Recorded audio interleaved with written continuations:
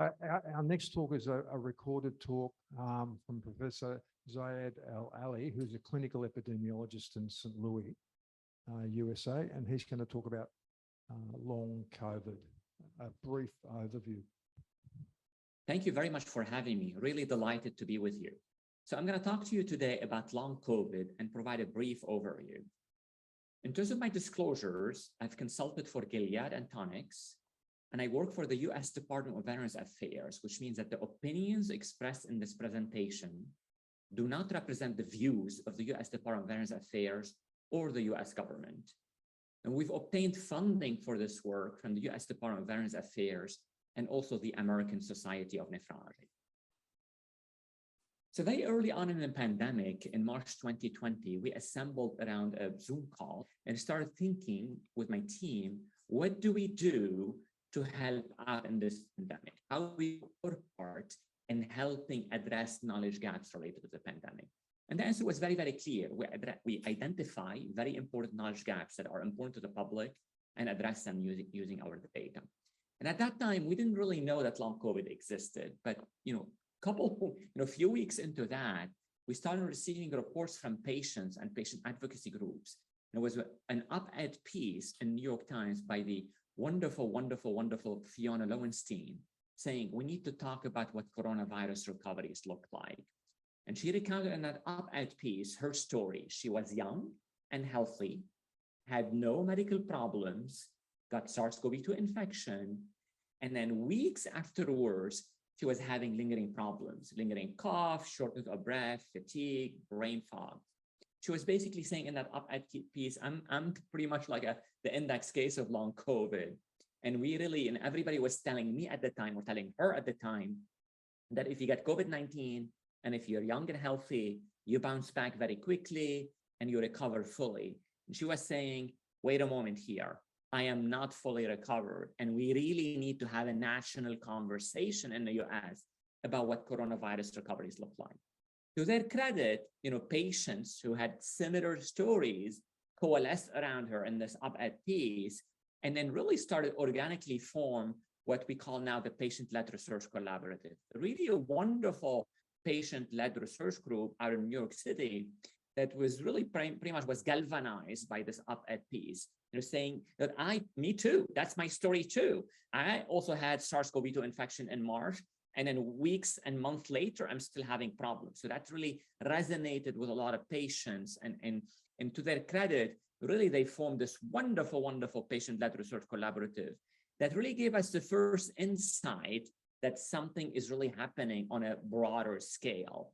To their credit, they surveyed their membership and did an uncontrolled survey, uncontrolled experiment, giving us a glimpse of the early symptomatology of long COVID, in which they described several members having weakness, fatigue, brain fog, and multiple other manifestations.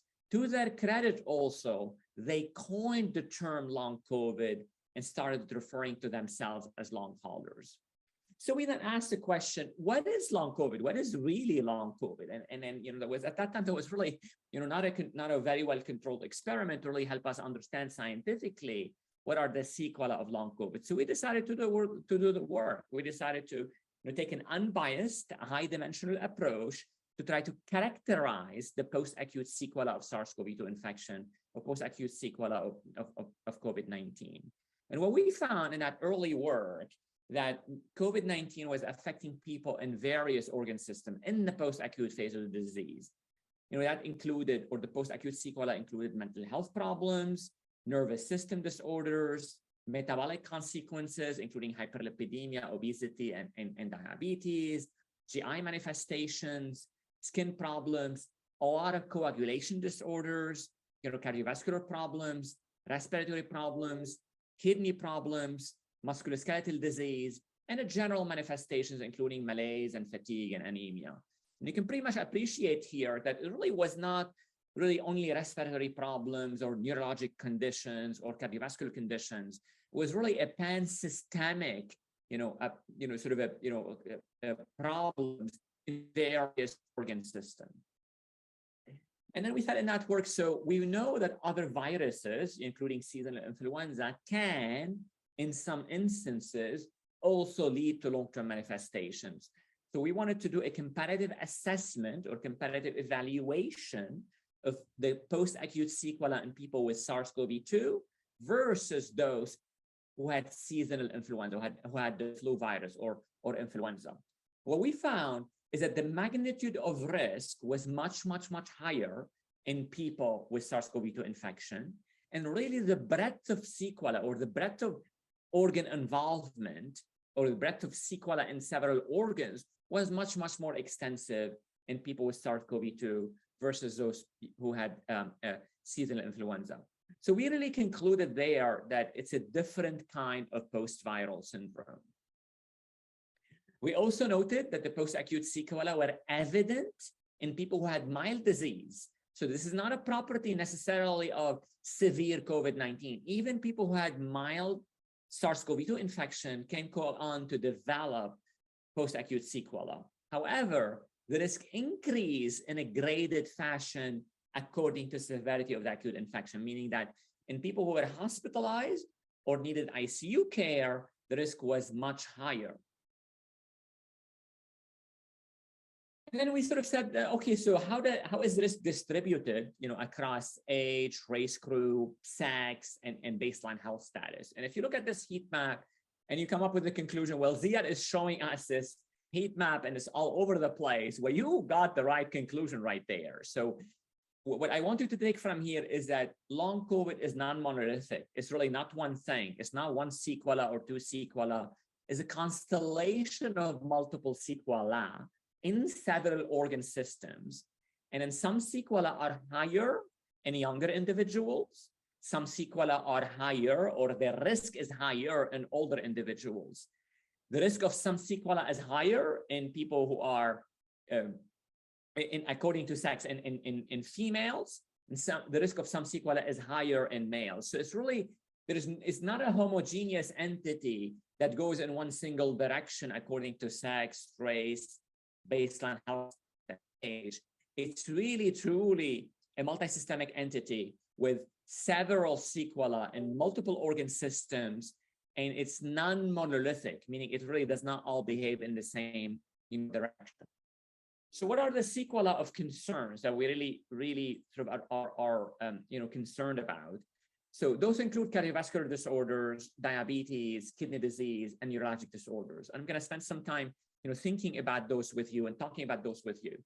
So we wanted to characterize more deeply the long-term cardiovascular outcomes of SARS-CoV-2 infection or COVID-19. And what we saw is that people with SARS-CoV-2 infection compared to controls who at the time did not have SARS-CoV-2 infection had higher risk of a variety of cardiovascular problems, including strokes, TIA, dysrhythmias, inflammatory heart disease, ischemic heart disease, and several other manifestations, and also including thrombotic disorders, including DVT, PE, or macroclots in some cases, in some patients who are experiencing microclots.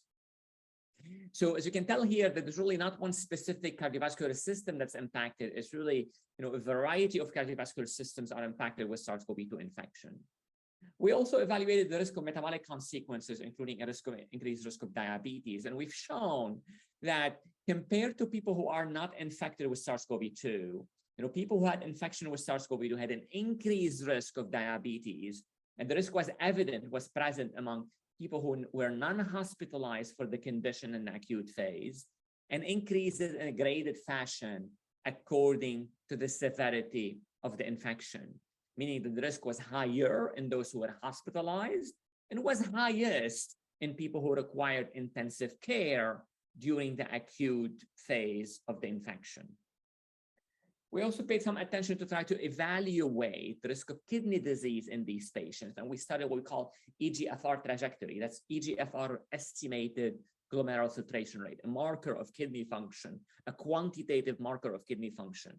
So we studied eGFR trajectories in the years that followed SARS-CoV-2 infection. What we found is that compared to non-infected controls, people who had SARS-CoV-2 infection experienced a decline in GFR, decline in kidney function in the 1 year that follows the infection that is commensurate with almost 4 years of aging.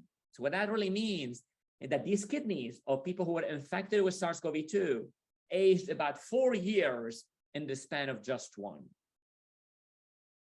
We also studied long-term neurologic disorders of people with SARS-CoV-2 infection. What we found is that people with SARS-CoV-2 infection had increased risk of cerebrovascular disorders, cognitive and memory disorders, episodic disorders, including headaches and seizures, extrapyramidal and movement disorders, a lot of mental health disorders, musculoskeletal disorders, sensory problems, including loss of smell. That should not come as a surprise, and other sensory function or loss, and really several other neurologic manifestations. Also, when we studied the neurologic complications, you can pretty much appreciate here, it was not really only, sensory. A lot of people sort of talk about anosmia or talk about loss of smell, a lot of taste, and definitely are happening. And some of them are actually persist for a long period of time and enter the long COVID territory.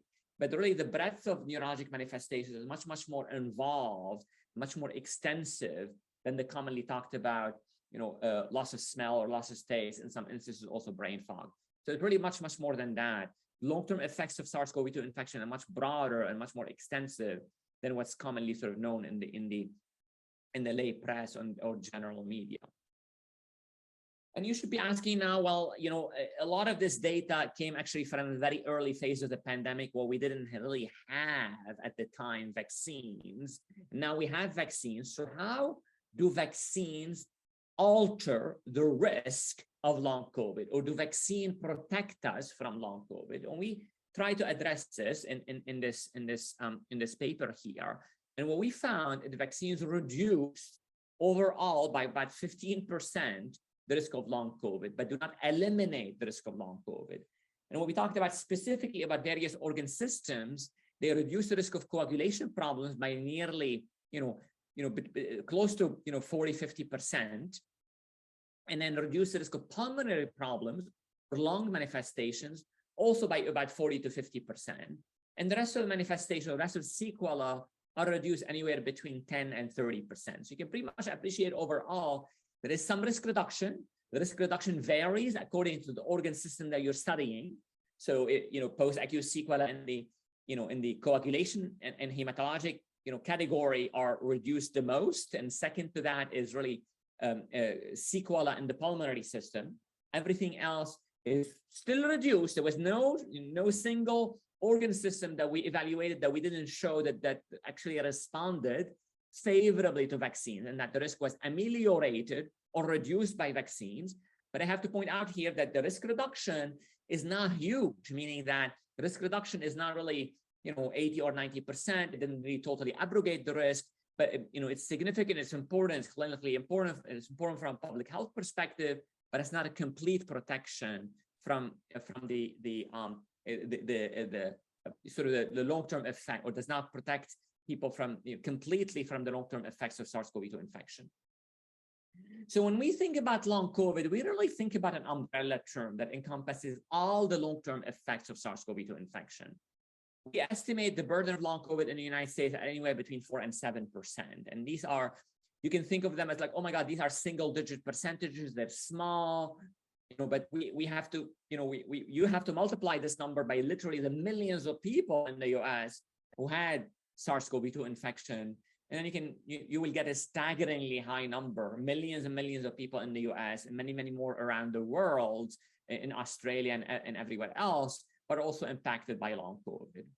I have to also, say that when we sort of think about this umbrella term, we have to think about similarities and distinctions between, the post-COVID condition or long COVID and post-hospitalization syndrome or post-ICU syndrome.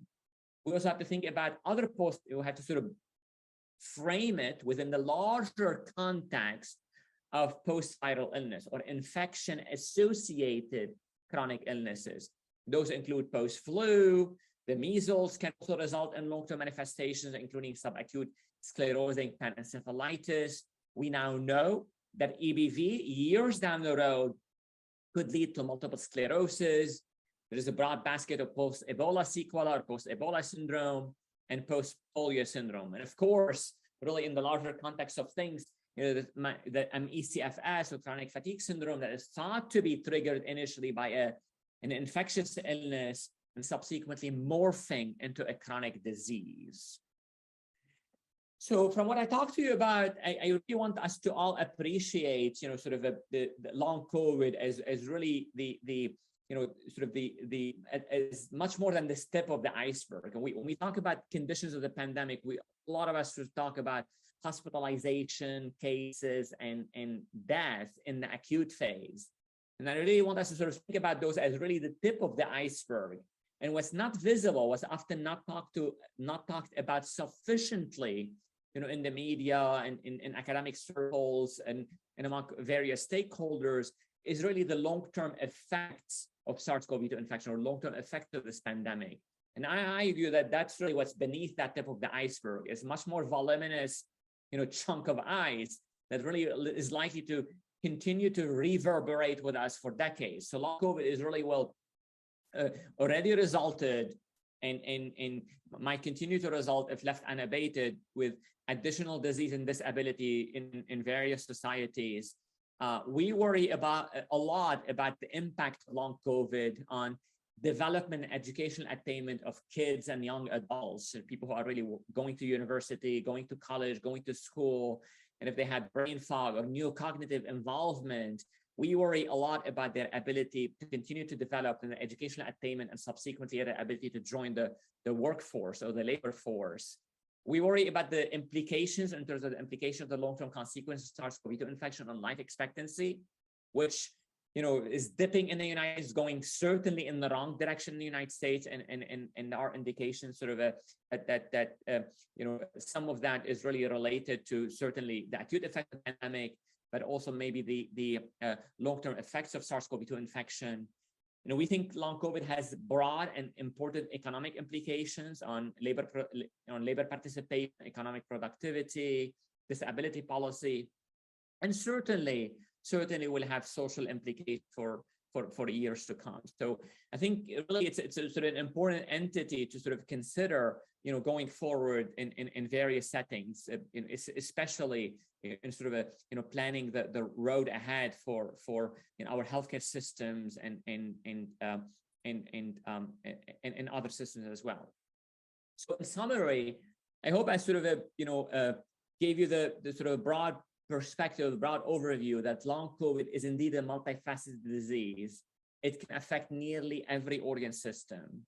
The burden of long COVID is not trivial, it's really substantial. It amounts to 4 to 7% in the United States. Some long COVID manifestations are chronic conditions that really will last a lifetime. Governments and health system, I think they must adapt very quickly and establish post-COVID care strategies. And with that, I sort of really want to, highlight the contribution of several of my team members who contributed to the work that I presented to you this morning, including Yan Shea, who is the lead analyst on multiple of the papers that I discussed with you this morning, Benjamin Bowe, Evan Shrew, other team members, including Miao Kai, Andrew Gibson, Taeyang Choi, John Sicante, and Luli Lebelis. And grateful for the funding from the U.S. Department of Veterans Affairs and also the American Society of Nephrology, and the admin support here by the VA Office of Research and Development and the Public Affairs Office at Washington University. Last but not least, and really most importantly, long haulers and the people with long COVID who inspired us and continue to inspire us to do this work. Thanks to Professor Al-Aly. Clearly, he's highly productive in this area. Unfortunately, we don't have him online. We do, it really highlights the issue of long COVID, highlights possibly another reason why people should get vaccinated, and maybe it's a message we should be making more public. I've got time for one comment, Alan. Just wondering what sort of models of care would be appropriate for this group of patients. It's, it's a very heterogeneous group. There's, the need for multidisciplinary input and so on. I understand you've set some up at the Royal Melbourne. We set up a different one at the Alfred, but I think we've struggled to work out how it works and, what we can actually offer patients. So until I heard the talk last night about elevated interferon, our approach so far has been a sort of a GP approach. Validate the individual's symptoms and then try and find ways of supporting them through what turns out to be a self-limiting illness. But all patients get better. However, some patients hit roadblocks, and the roadblocks usually relate to frustration, fear, and depression, which really raises the issue that we need to be seeing these people sooner rather than later. And we have a clinic every Tuesday, and most of the patients, in fact, have been waiting 8 months to see us. So we've missed the opportunity to help them. It's watch this space, but Tony's sort of biological data as to whether there are sort of ongoing drivers for the symptoms is really important. The frustration from a general practice point of view is the lack of support, and we're not in love with the federal government and the National Cabinet, who aren't supporting general practice at the time, but we see the capacity to support people through general practice. In Victoria, all the MRIs for the next 2 months are all booked up by people worried about long COVID, where they're sending all their patients for. Yeah. So my patients are driving out to Ballarat to get their MRIs because the cardiologists are so excited about it. They're doing all these tests. So it's about acknowledging it but downplaying it. Yeah, so it's a major public health issue that needs to be resolved, and the Immunisation Coalition, I think, has got a role in advocating for more resources. That it does is anyone doing any studies about does the use of antivirals help to reduce long COVID? They're a very select group that get antivirals, and a bit of controversy about antivirals at the moment. The answer is there absolutely are people, not in Australia that I'm aware of, doing any active research of antivirals, but there are cohorts and trials around the world for antivirals for long COVID. But one has to take a little bit of a pause and conceive of what that might look like, given you're dealing with a condition with a natural history of anywhere between 6 and 24 months, right? So let's just all pause a little bit on antiviral use, particularly when we're using largely single antivirals for a RNA virus, right? So if the theory is that it's continuing to replicate, the likelihood we're going to produce problematic progeny down the track. I just wanted to comment that fantastic presentation and hugely impressed by all the work that Professor Al-Aly's done. But the cohorts in America have predominantly been infected with early viruses, which almost certainly produce these post-COVID effects at a higher rate. The Australian population has predominantly been infected with Omicron viruses. So the circumstance in Australia is vastly different to in America, and that needs to be taken into account. We didn't hear very much about the importance of medical comorbidity in advance in that presentation. Again, hugely important. So this is not a critique. I would have asked questions if he were available, but they're very important caveats in terms of taking anything that was presented there and applying it in Australia. Thank you. Terrific comments.